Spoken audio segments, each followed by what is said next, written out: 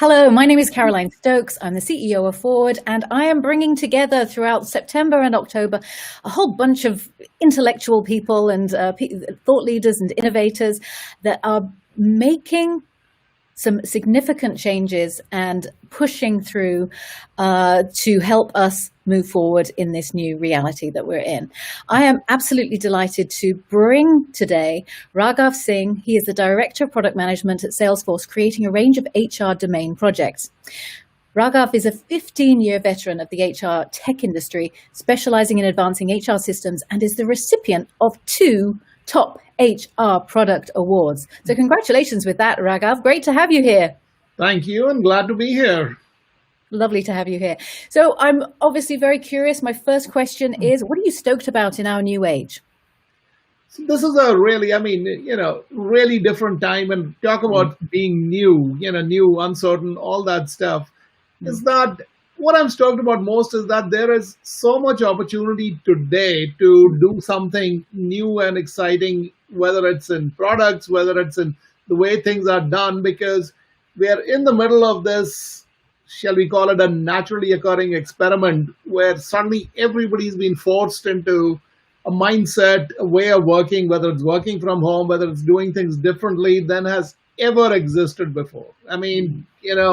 I don't know, you'd have to go back centuries to find something that was remotely equivalent where it created this kind of a mindset. I don't know, maybe it was the Spanish Armada planning to attack England, which forced the British to do things differently, or something of that scale, really something massive. And, it is a worldwide phenomenon. It is something that is, so there's a lot of opportunities to do things better, do things differently. Some ways it has been a scary time for a lot of people. I use an analogy in another context that was a little grim, but I'll bring it up anyway, that for a lot of people, it probably feels like what people in Berlin felt on August 8th, the day the war ended for them. Pretty much everything they knew was gone. And no one could tell them what was going to come next. No. But there was an opportunity to do something, build something bigger, build something better, and they did. And in a lot of ways, that's the situation we are in. A lot of the old world we knew, all of us knew and were familiar with, has ceased to exist and may never come back. So what can we do? What can we do? How can we take advantage of the situation that has emerged to make things better for pretty much anyone and everyone? Mm-hmm. So there is this new reality, and in your domain, which is HR, creating products that can really build on what we've got. Where is the opportunity there? The opportunity, first of all, is, of course, the biggest one, most obvious one, I would say, is to help people succeed who are working from home, because as I'm sure every single person who's probably watching this can relate, that it has not been the easiest of transitions for people. No. And that's, again, I think there are some positive things, like, I've heard the expression that we are finally starting to realize that we need to build our work around our lives, not our lives around our work. But in practical terms, what does that mean? How do you, for someone who's got, say, young kids at home, how do you manage that when a lot of the time the kids are at home too? You're living in, say, if you're living in a small space, how do you juggle what it is? Can you still be productive? You're hearing mixed reactions from employers that, well, things aren't going very well from some people who are working at home because they're losing creativity. On the other hand, you're hearing from others who are saying that things have actually gotten a whole lot better. People are pumped about this. It's going to go. The metrics are all moving in the right direction. So there is not a template that's there, but really, as I said, that, what we're looking at, even the things I'm working on, I think the biggest opportunities are, how do you help someone who is in this situation succeed? Because it isn't likely to change for everyone. Like I said earlier, the old days are probably gone for good. Some of us will end up going back to working in an office some of the time or something like it. And yes, there will be a vaccine, there will be a cure and all that. But for a lot of people, the justifications are gone for wanting to Mm, make the long commute and go. So how do you help them succeed? What can you mm, do? So how are you helping them succeed? Some of it is providing the right kind of tools. Zoom or video conferencing is not the only thing that's needed. In a lot of cases, it is also that do they have access to just the kind of information they need? Now, I mean, some companies, we have at Salesforce, we have internal tools that help our employees find the information they need to do. But frankly, that's not true for the vast majority of companies. We're a large company, we're very successful, we've done, but most companies that is not the case. Mm, So things that make it, I mean, as a simple example, something that when you're looking for information that personalizes it to you, that is not just an internal version of Google, that understands what your context is, whether mm, it's the kind of work you do, the where you live, what other some of your, the technologies you work with and stuff. So it does some of those things. Another mm, big one I think that we are kind of working on is automation of tasks that make things that are take the mundane and make it, just take it away from people. That if you need help, if you've got a piece of technology that's starting to fail, something that automatically picks up on that, triggers the right kind of responses, and works at finding a solution, so you don't have to reach out to somebody to get it done or something like it. mm, So these are things that are in their early stages. Some cases these are being developed. I mean, other companies are doing the same thing, but that is really what I think the focus needs to be. That how do we help people succeed in a new world? In a mm, totally different world. I mean, mm, we talked about the big change earlier. In the 18th century, you had a big change from people working in rural areas to mostly working in cities and factories, and things where conditions were not good. But over time, people developed methods that help those people do better, and that included everything from better mass transportation to even much more mundane things, the way things were managed. A lot of this is stuff we're still trying to figure out. Today, our challenges are different. Can we adapt our systems and processes to succeed? That's where we have to go. And that's where we are now. Very good. Yeah. So you talk about your products at Salesforce. I'm very curious because my next question is Hmm. how can individuals and organizations adapt? And what you're talking about at Salesforce is that you've got you usually deal with enterprise, Mhm. small to mid-sized organizations, and I'm wondering if it's also solopreneurs where all of those Yeah. audiences are served. Is that something that you're working on, or is it really on the enterprise? No, we've already actually done something around those lines. I mean, I don't want this to be sound like a complete ad for Salesforce, but on the No, other but I'm hand, really we curious. have done, on the other hand, we have done a lot. I mean, as an example, if someone wants to go check out what's called work.com, that was a product suite that has been created, is available. It is, I mean, I think anyone can use it. It's, Mm, you know, it is things, and you'll continue to see new things emerging and developing there. And it is totally targeted at helping smaller companies and even I mean even mid and larger size companies, certainly in managing a remote workforce, figuring out a way to get people back to work and other things. And you're going to continue to see that mm, evolve and develop. And really, that, see, as a company, I mean, Salesforce is, I mean, and I do have to, boast about this, is that we've done a lot to try to help small businesses, entrepreneurs, underrepresented groups, and all try to manage through this situation, nice. which has been, frankly, which has created a lot of suffering and difficulty for a lot of people. I mean, Mhm.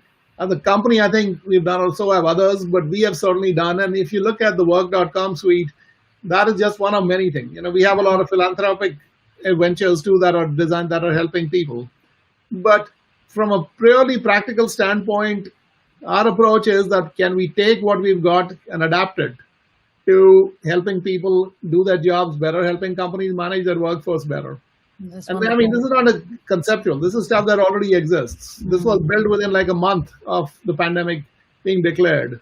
that's I mean, amazing. it'll continue to evolve, but please do visit the work.com site and see what you find.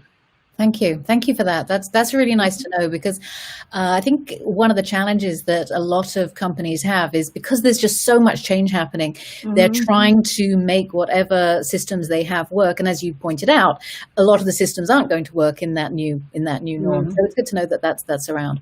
So in terms of organizations being able to transition and individuals being able to transition, what do you recommend? Well, so let's start with the organizations part first. Is Mm, that, see, a lot of organizations are still struggling with the idea of a remote workforce and what it means yeah. in regards and how do you manage and control that.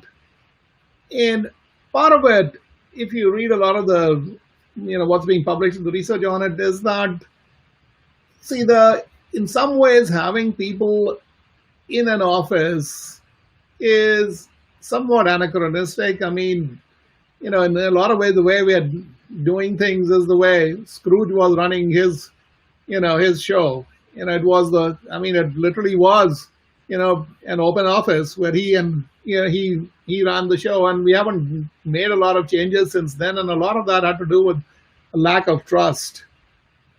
And that is something that I think a lot of organizations have to come to grips with. That for the most part, a lot of work can be done. Yes, there are people who need to do creative work, but it's not all the time. Mm, A lot of the creative work that gets done, despite any claims that this is a result of casual conversations and all, is a result of very focused effort, a group getting together and thinking things out and working out, working things out, brainstorming and all that stuff. It's a very focused, dedicated effort. So mm, to create the opportunities for that, and forget about some of the mechanics of how it should occur in terms of what is that, do we need to create the ideal environment and stuff, and do we always have to have people working together all the time? So that is the first thing, and it's going to take a long time. I mean, and in some cases it really depends on the kind of work that you're doing. I mean, if you're building some kind of a physical object, it's probably near impossible to do it on a remote basis. mm, Other things, not so much. Maybe it is. And the other thing, which also that I think as individuals, we also have to come to grips with, is that to some extent you've got to decide, like, what are your priorities? What is it that's important to you? The line I used earlier, that we want to build our lives around our work. I mean, our work around our lives, not our lives around our work, is different for different people. It's really mm, what is important to you. A lot of people are finding that there is a, shall we say, a level of freedom that they're experiencing that they didn't have earlier. That in It's an individual thing. I mean, I'm not trying to tell somebody what to do, but figure out what's important to you and how do you fit into the system that you are part of. If your mm, organization has certain expectations, which they all do, and you know what you need to do to succeed, then how do you make that work best? There's not a bad answer. I mean, I don't know mm. if this sounds very philosophical and all that, but it really is that this is the best time we've ever had for trying to understand these things, because pretty much everybody's in that same boat. Yep, and it's time to experiment, which is great. Very Mhm. good. So, my next question to you is, John Lewis inspired Good Trouble. What kind of good trouble are you creating? I think the good trouble we're creating is, or we're creating, is that we really are trying to build things which are making it easier for people to do new and interesting things. I mean, Mm, like, as an example, we are building something that helps candidates who are applying for a job to connect with people inside a company in a real easy, interactive manner. So you really get a flavor for what's it like to work here. What does it like? I mean, anybody can use this if they want to. We'll have it available. And the point is to build a level of engagement with people, which frequently doesn't exist. And for a lot of companies, the hiring process can be pretty impersonal. I mean, mhm, part of it is for good reason. You want to be as pretty objective, but part of it is also that a lot of candidates really don't have any idea what it means to work something there. All you've got is the company's website and what you've read maybe here and there or something like it, which mhm, may or may not be accurate. But we really want to change the paradigm, the way things work, the way companies do hiring, the way companies do get their employees and make it so that you feel like when you, by the time you get there, is that I know this place, I want to be here, I like the idea. You're already pumped up on day one, That's which often brilliant. doesn't happen. I love that. That's superb because and that's such a big leap because as we know with the recruitment process and with HR, usually they like that big gap between Yeah, the people that are hiring and if you're able to, and I'm sorry if people are going to be offended with what I'm saying, but if you can remove that process and create that connection sooner, then that's great. The only challenge is if you've got 200 people wanting to apply for a role, uh, yeah, the hiring manager really won't want to hear from 200 people. So, exactly, exactly. We've got some problems to resolve here, but it is something that there are still, but certainly it is an opportunity to do things better. Yeah. yeah. It's almost like they have to qualify at a certain level, Yeah, and something. There has to be some way to, kind of limit who what that is. yeah. Oh, that's fascinating. I like that a lot. That's Yeah. very good. So tell me, why is it emotionally intelligent to do that?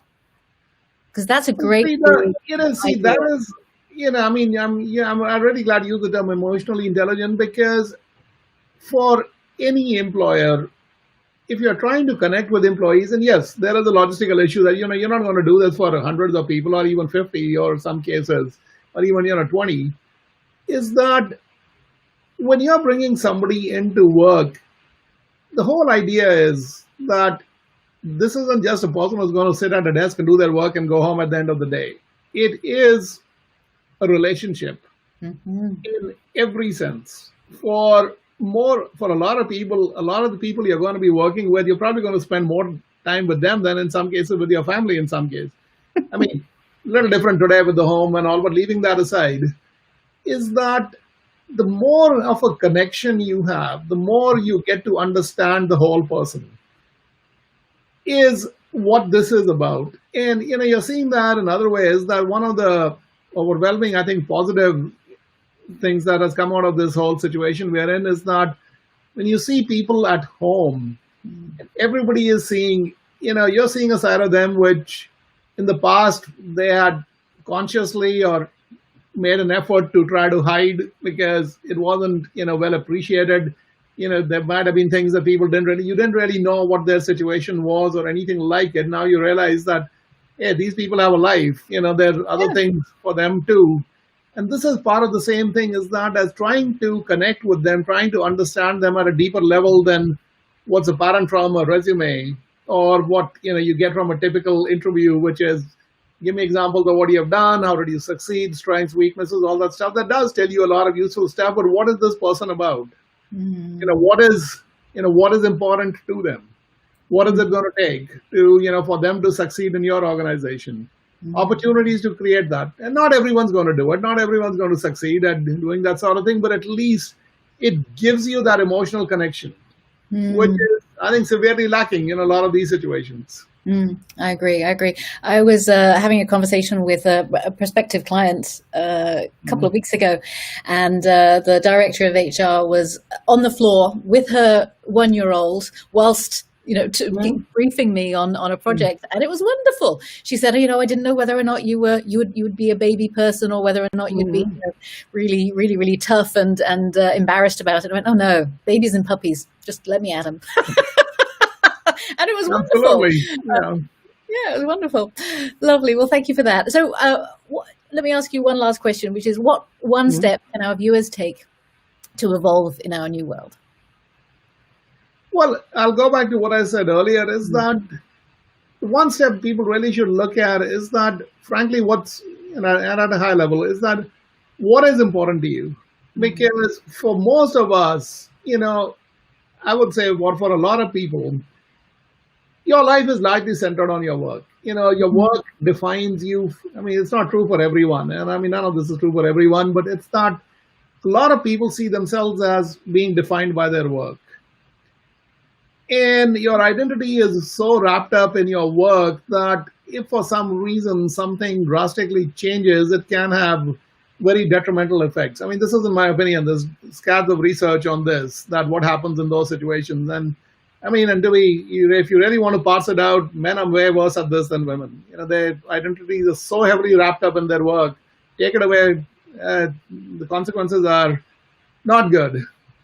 And to really look at that, can you in fact build your work around your life? What does that really mean? Look at yourself and decide that what it is. Everyone's going to have a different answer.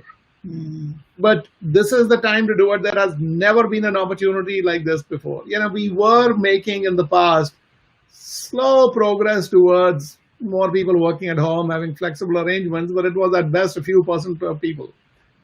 Today we've got, well over 40% of people working from home, and they're seeing different things. Look at yourself and decide, what do you want to do? What is really important to you? Very good. Very good.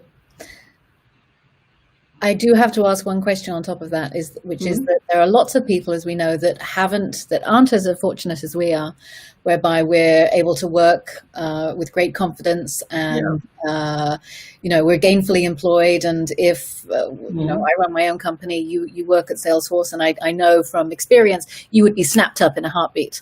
But for those people that have been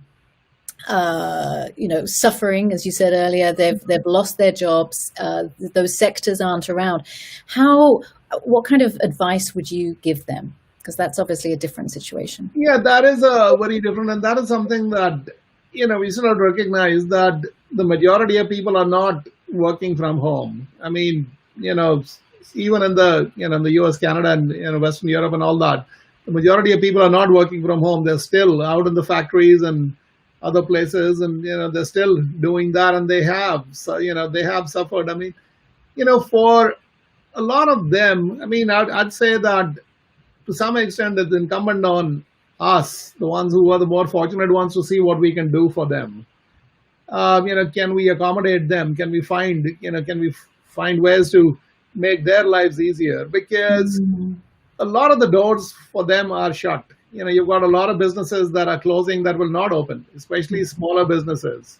I mean, by some estimates, 50% of restaurants and all might close because they cannot survive in an extended period of going without business. That for a lot of people like that, I mean, but again, I don't really have a good answer for this. Is that it is a situation where there is an opportunity to adapt to newer work. I mean, I just saw this number the other day that at least in the United States today, there are close to 7 million job openings, which is about the same number as it was in February of this year. Clearly, there's a massive disconnect between the skills people have and the skills that are needed in the economy. And it's not an easy path back to it. I mean, it's easy to say that, well, there are all these jobs available. Well, if you're not qualified, you're not going to get qualified anytime soon. But it is at least an opportunity to look at that. Can you, in fact, change, or can you do something different? I mean, I don't have a good answer. It's that. But the fact is that there are things that clearly, and I think it also becomes incumbent on some of us, that what can we do to help? I mean, it's that. How do you see yourself? What do you see your role? Is it just about you? Or is there something more to it than that? I think what you're saying is you have to be open, flexible, and be prepared to adapt, because those jobs may not exist anymore. If you're working in a restaurant, or if you're in another area that has been suffering, then it's like, well, what can you do? And we all have that instinctive drive to find work. It's incredibly strong, that sense of survival. So I think it's like adapt, be flexible, maybe have various side gigs, and so on. Yeah. Okay. Well, Raghav, it's been fantastic speaking with you. I'm always glad to talk to you again. Thank you so much for your time, and I wish you a wonderful rest of the day. You too. Thanks. Thank you. Bye-bye.